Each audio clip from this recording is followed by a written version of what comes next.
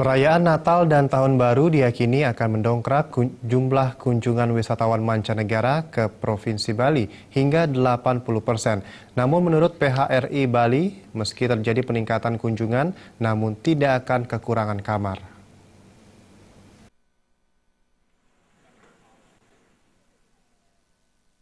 Pada Desember ini, tingkat kunjungan wisatawan mancanegara mengalami penurunan hingga 60%, sehingga berpengaruh terhadap tingkat hunian kamar hotel. Penurunan ini diprediksi berlangsung hingga menjelang perayaan Natal dan Tahun Baru. Wakil Ketua PHRI Bali, Rai Suryawijaya, memprediksi tingkat kunjungan Wisman melonjak kembali mulai 20 Desember 2015. Lonjakan akan mencapai 80% dibandingkan hari biasa dan bertahan hingga sepekan setelah pergantian tahun. Meski kunjungan Wisman mengalami lonjakan, PHRI Bali tidak khawatir akan mengalami kekurangan kamar.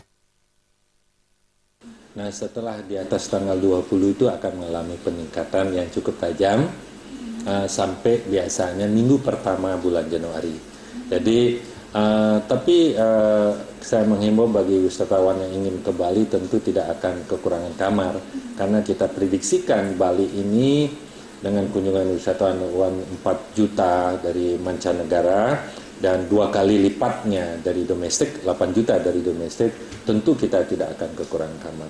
Hanya beberapa kamar yang penuh dan banyak juga beberapa kamar yang masih tingkat huniannya 80 dan 90%. Wisatawan asal Eropa dan Australia masih akan mendominasi tingkat kunjungan pada saat itu. Untuk menjaga keamanan dan kenyamanan wisatawan, PHRI minta aparat keamanan meningkatkan pengamanan sehingga Bali bisa bebas dari berbagai ancaman. Pujiantini dan Bayudi, Bali TV.